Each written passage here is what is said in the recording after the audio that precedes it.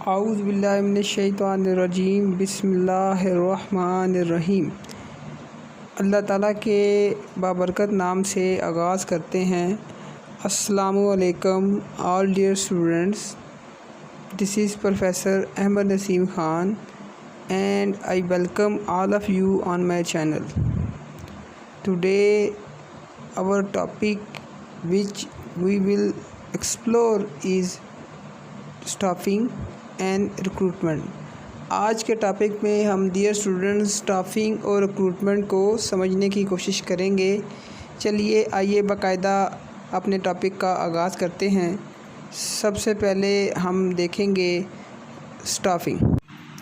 Staffing is the process of acquiring, deploying and retaining a workforce of sufficient quantity and quality to create positive impact on the organization effectiveness।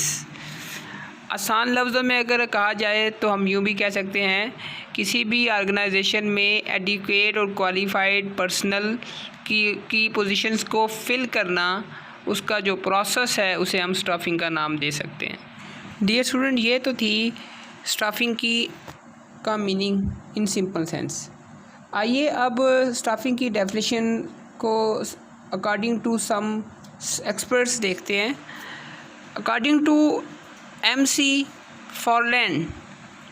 मैकफार्लैंड के मुताबिक staffing is the function by which manager build an organisation through recruitment selection and development of individual as a capable employees.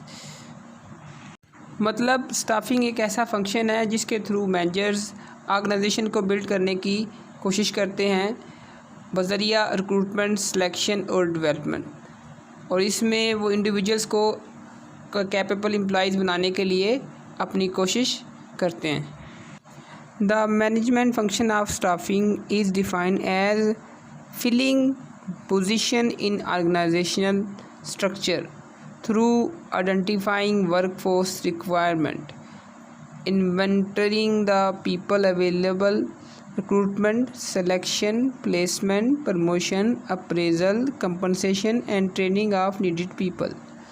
मतलब यहाँ ये है कि basically staffing management का एक function है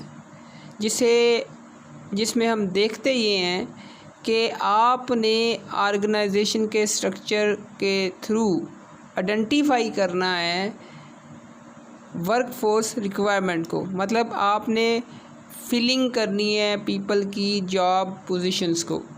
करते कैसे हैं आप सबसे पहले inventory the work available works को पीपल्स को देखते हैं कि हमारे पास कितने एम्प्लॉइज़ काम कर रहे हैं। अगर हमें ज़रूरत है तो फिर हम रिक्रूटमेंट की तरफ जाएंगे। रिक्रूटमेंट के बाद हम सिलेक्शन करेंगे। ठीक है, रिक्रूटमेंट एक बजाते खुद एक प्रोसेस है। फिर सिलेक्शन की जाती है बेस्ट पीपल्स की, उनकी फिर प्लेसमेंट की जाती है कहाँ कहाँ वो जॉब परफॉर्म करेंगे। जब वो जॉब परफॉर्म करते रहते हैं तो फिर उनकी प्रमोशंस कर दी जाती हैं as per their efficiency of jobs structure and performance. उसके बाद अप्रेजल देखा जाता है, कंपनसेशन से मुराद उनकी salary etcetera, and training of the needed people. ये सब का सब क्या है? स्टाफिंग है। आइए अब फीचर ऑफ स्टाफ फंक्शंस को देखते हैं। इसमें 3 पॉइंट हैं। पहला, all pervasive function of management. इससे मुराद ये है कि give you the best and the accurate ठीक है। दूसरी चीज़ है डायनेमिक फंक्शन। डायनेमिक फंक्शन से मुराद ये है कि इसके सब कंटेंट्स हैं।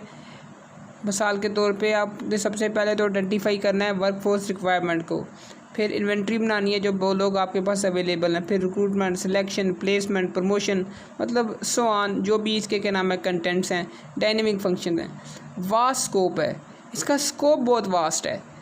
इससे मुराद ये है कि हर जो इसका कंटेंट है वो बजाते खुद क्या नाम है अपने अंदर एक प्रॉपर प्रोसेस और प्रोसीजर रखता है। Dear students, now let's see main objective of staffing. Staffing के मेन ऑब्जेक्टिव क्या हैं, आइए देखते हैं।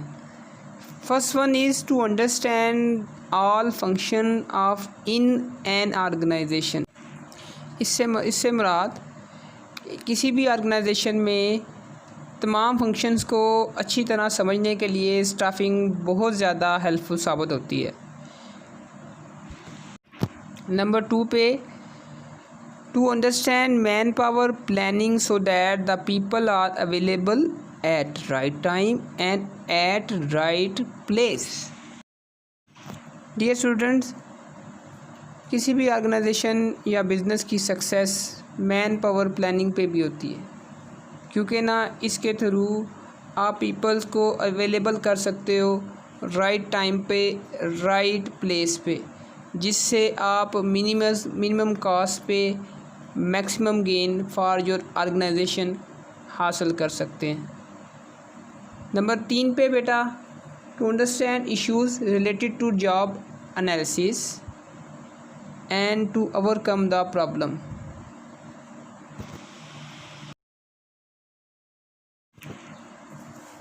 Now see importance of staffing.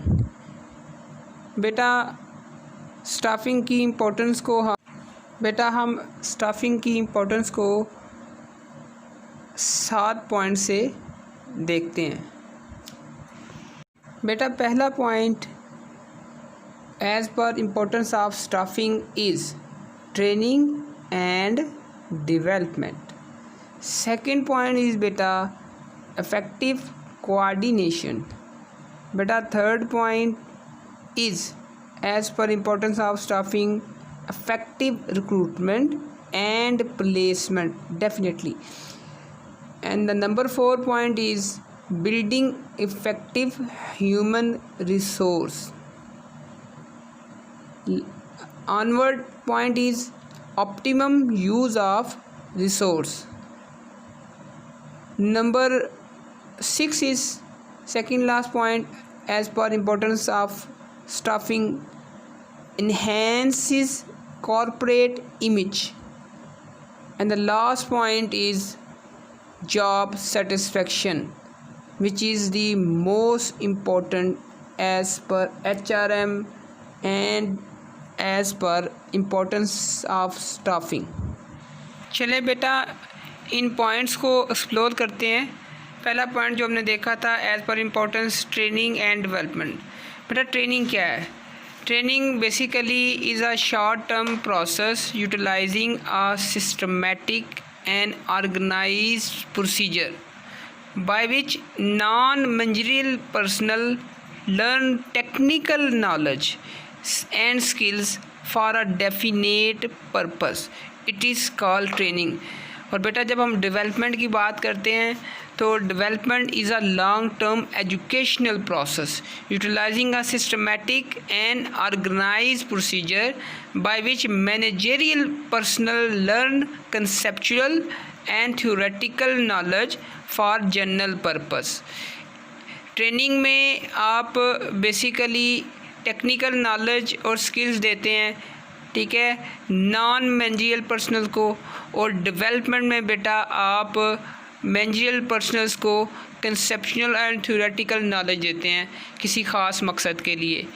तो ये सब का सब स्टाफिंग के थ्रू ही क्या नाम है पॉसिबल है।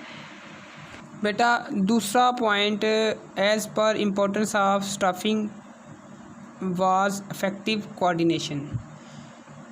ये बात आपने ज़हन नशीन रखनी है कि इफ़ेक्टिव कोऑर्डिनेशन की बहुत ज़्यादा अहमियत है इन एन ऑर्गेनाइजेशन। क्यों?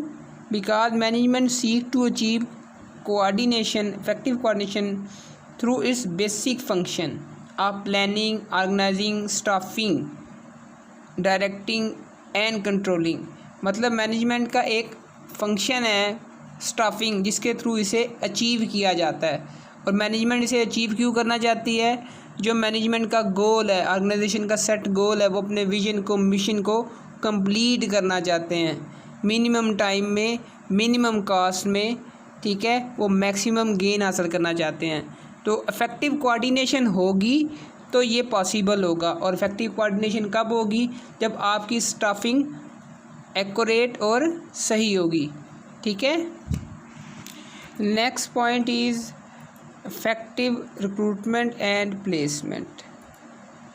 Dear students, effective recruitment is a core function of HRM। ये बात मद्देनज़र रखनी है आपने कि ये कोर फंक्शन है। Effective recruitment is done in a cost effective manner.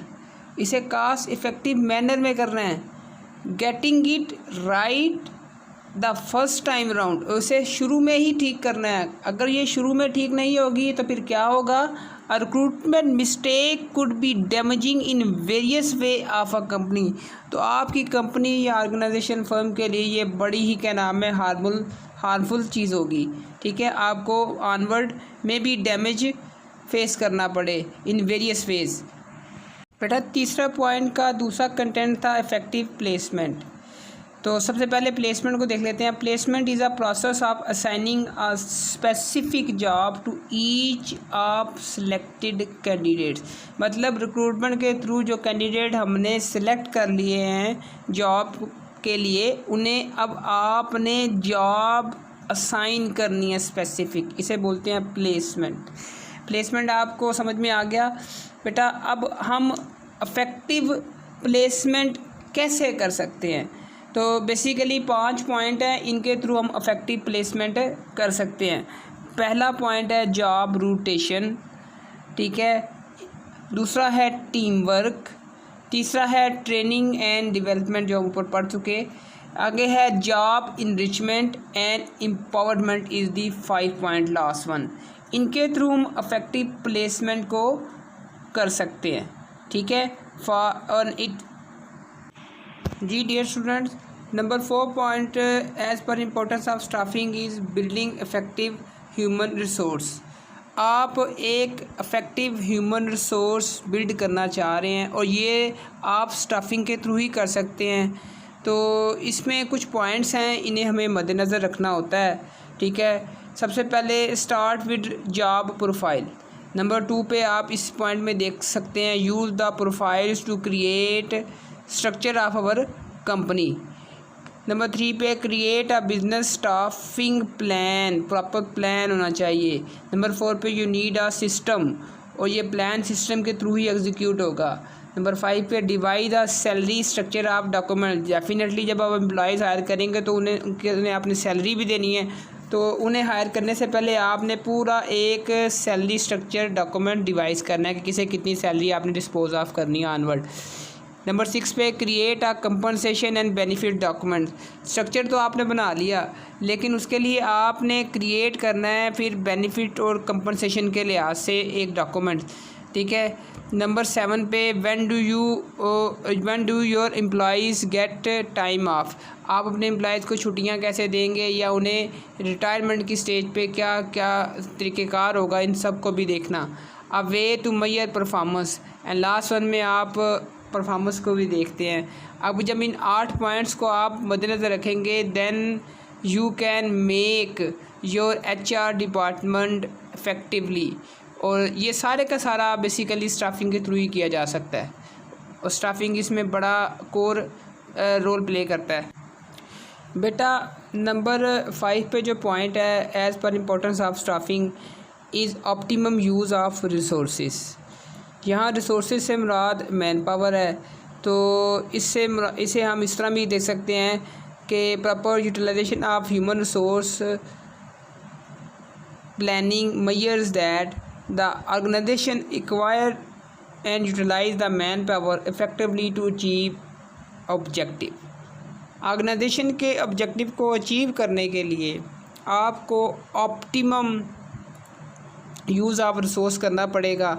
अगर आप इसे नहीं करेंगे तो गोल अचीव नहीं होगा, और इसके लिए आपको स्टाफिंग की ज़रूरत। नेक्स्ट पॉइंट बेटा एज़ पर importance of staffing is enhances corporate image. Staffing के थ्रू कॉर्पोरेट की इमेज को बढ़ाया जाता है पॉजिटिवली। ठीक है, इजाफा होता है इसमें पॉजिटिवली। मतलब हम पहले ये समझ लेते हैं कि कॉर्पोरेट इमेज है क्या। तो corporate image is a perceived as the mental picture of the organisation की जो मेंटल पिक्चर है उसे हम कॉर्पोरेट इमेज का नाम देते हैं। और ये बात आपने बेटा मद्देनज़र रखनी है कि every organisation had is corporate image whether the organisation does anything about it और नॉट।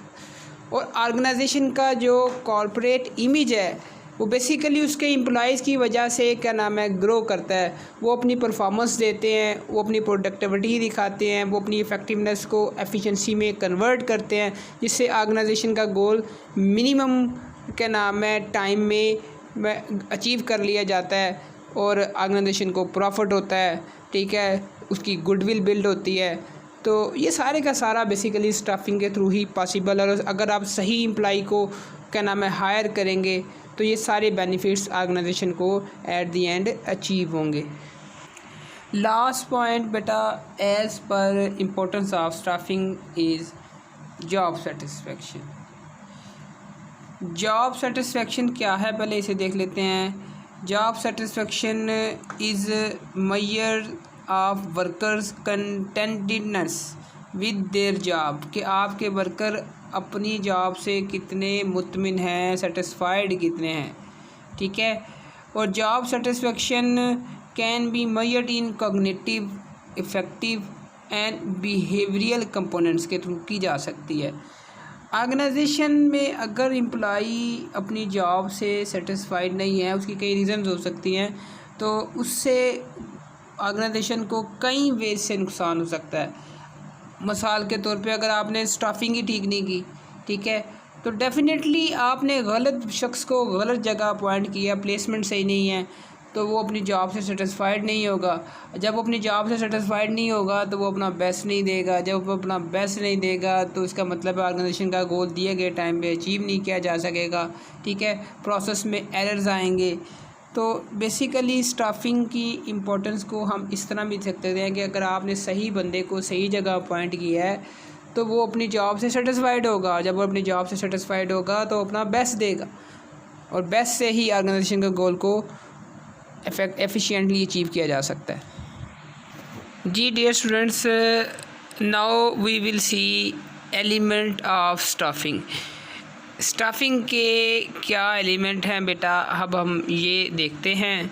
बेसिकली स्टाफिंग के 5 एलिमेंट हैं। There are 5 element when we make staffing and these are going to be discussed one by one. First one is manpower planning, second one is job analysis, third one is recruitment and selection, fourth one is training and development, and the last one is performance appraisal. These are the 5 elements or points of circle when we are in staffing phase. जी dear students, elaborate करते हैं man power planning को। बेटा जब man power planning की आप बात करते हैं तो बेसिकली ये एक प्रोसेस है जिसमें आप एस्टीमेटिंग करते हैं। किस चीज़ की एस्टीमेटिंग करते हैं? ऑप्टिमम नंबर ऑफ़ पीपल जो आपको रिक्वायर होते हैं। और रिक्वायर आपको क्यों होते हैं? या तो आप किसी प्रोजेक्ट को कंप्लीट करना चाह रहे हैं, टास्क को, गोल को विद इन अ टाइम जो आपके ऑर्गेनाइजेशन ने दिया है, ठीक है। तो हमने ये सीखा कि जब आपने नंबर ऑफ़ एम्प्लॉइज़ जो आपको चाहिए, ठीक है ना, किसी गोल के लिए विद इन टाइम के लिए, तो आप उसके लिए जो एस्टिमेशन करते हैं, ठीक है ना, प्रोसेस, उसके आप मैन पावर प्लानिंग का नाम देते हैं। सेकेंड एलिमेंट बेटा जो है स्टाफिंग में वो जॉब एनालिसिस है। जब आप प्लानिंग कर लेते हैं मैन पावर की, फिर आप जॉब एनालिसिस में को देखते हैं। जॉब एनालिसिस है क्या?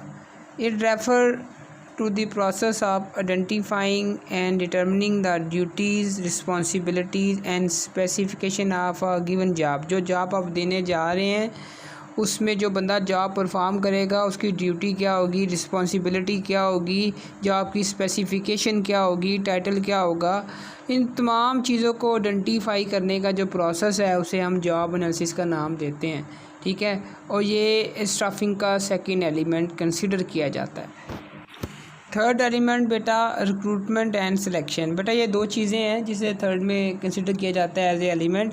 First one is recruitment. Recruitment पहले भी हम डिस्कस जो कर चुके हैं, दोबारा इसे ज़रा डिफाइन कर लेते हैं। Recruitment is a process of acquiring a pool of candidate with desired knowledge. आप एक्वायर करते हैं कैंडिडेट को जिनके पास डिज़ायर्ड नॉलेज हो, स्किल हो, एट्रीब्यूट हो, एक्सपीरियंस हो, so you can select the right person, ताकि आप सही बंदे को as per your requirement select कर सकें। हु विल असिस्ट, आप करते क्यों, ताकि वो आपको असिस्ट करे, हेल्प करे your business to achieve its goal. अपने बिज़नेस को गोल को अचीव करने के लिए आप ये सारा काम करते हैं। इस सारे काम को आप क्या कहते हैं, रिक्रूटमेंट का नाम देते हैं।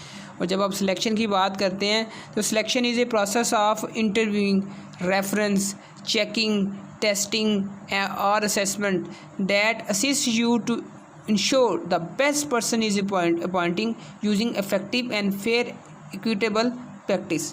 मतलब सिलेक्शन में क्या है, आप इंटरव्यू लेते हैं और क्या नाम है, आप टेस्ट लेते हैं ताकि आपके पास बेस्ट बंदा आए और आपकी ऑर्गेनाइजेशन को मैक्सिमाइज़ बेनिफिट्स वो अचीव करवा के दे। जी डियर स्टूडेंट, फोर्थ एलिमेंट है ट्रेनिंग एंड डेवलपमेंट। बेटा ये दो पॉइंट हैं, इन्हें दोबारा समझिए।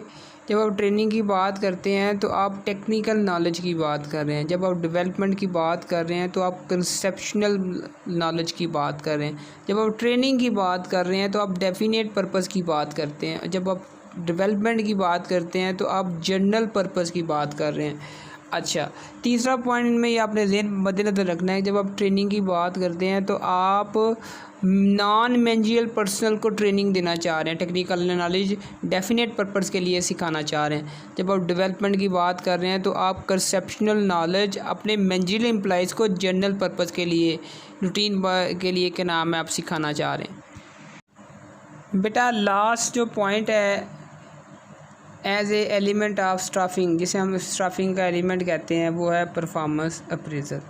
ठीक है, परफॉर्मेंस अप्रेजल क्या है बेटा? Is a regular view of employees job performance and overall contribution to a company. आप उसकी जॉब की परफॉर्मेंस को कि वो कंपनी को कैसे कंट्रीब्यूट कर रहा है, ठीक है ना, इसे also known as a annual review, इसे आप एनुअल रिव्यू का नाम भी देते हैं, परफॉर्मेंस रिव्यू भी कहते हैं, इवैल्यूएशन का नाम भी देते हैं और एम्प्लॉई अप्रेजल का नाम भी देते हैं। ये सारे के सारे नाम आपस में इस्तेमाल क्या नाम है, एक दूसरे की जगह इस्तेमाल किए जाते हैं, सबका मतलब एक ही है। और performance appraisal evaluate an employee skill, achievement and growth, lack thereof. ठीक है, ये चीज़ें परफॉर्मेंस अप्रेजल के थ्रू देखी जा सकती हैं। तो ये भी स्टाफिंग का एक एलिमेंट है। बेटा अब हम देखते हैं स्कोप ऑफ स्टाफिंग। बेटा स्कोप ऑफ स्टाफिंग को हम 4 कंटेंट में डिवाइड कर सकते हैं। पहला है हायरिंग, दूसरा है बेटा मोटिवेशन, नंबर 3 पे है एम्प्लॉई मेंटेनेंस और last one is human relation. बेटा इसमें कोई डाउट नहीं है, एज़ पर स्कोप के staffing is a continuous function of management. ठीक है, और manager have to keep a regular watch on number and the composition of people required by the organisation. ठीक है, और लास्ट में ये बात भी आप मद्देनज़र रखें कि employee welfare, development, expansion, diversification, promotion, transfer, demotion and separation, retirement and death etcetera common event continue taking place in organisation, rendering staffing never ending process. Staffing कभी भी एंडिंग प्रोसेस नहीं हो सकता। तो इसका स्कोप बड़ा वास्ट है। Employees आपके मोटिवेट रहते हैं, डेफिनेटली उन्हें परफॉर्मेंस अप्रेजल के बाद बोनस मिलते हैं, बेनिफिट्स मिलते हैं, कंपनसेशन में इजाफा हो जाता है। ठीक है, और जब आप बात करते हैं एम्प्लॉई मेंटेनेंस की, तो डेफिनेटली जब आप एम्प्लॉई मेंटेनेंस, आपका जब मैनेजर देखता है कि कौन कौन से एम्प्लॉइज़ आपको चाहिए, कहाँ कहाँ वैकेंसीज़ आपके पास अवेलेबल है, इस तरह आपके ह्यूमन रिलेशंस भी बनते हैं as per scope of staffing. बेटा आज के टॉपिक को यहीं पे वाइंड अप करते हैं। उम्मीद है बेटा आपको टॉपिक की कंप्लीटली अंडरस्टैंडिंग होगी, आ चुकी होगी। अगर फिर भी बेटा अगर कोई क्वेश्चन आपका हो तो हमारा ईमेल एड्रेस है ahmednaseem2@gmail.com, तो आप हमें मेल कर सकते हैं फॉर नोट्स और एनी क्वेरी। आप लोगों का बहुत शुक्रिया कि आपने अपने प्रीशियस टाइम को दिया और लेक्चर कम्प्लीटली सुना। बेटा अगर अभी तक आपने हमारा चैनल सब्सक्राइब नहीं किया तो kindly subscribe our channel. Video अच्छी लगी हो लेक्चर की तो इसे काइंडली शेयर कीजिए। बेल आइकॉन को बेटा प्रेस कर दीजिए ताकि आपको बाकी तमाम ऑनवर्ड जितने भी लेक्चर हैं उनका नोटिफिकेशन टाइमली मिल सके। Again thank you very much for your precious time. इंशाल्लाह नेक्स्ट लेक्चर में आपसे मुलाकात होती है। खुदा हाफिज़। अपना ढेर सारा ख्याल रखें।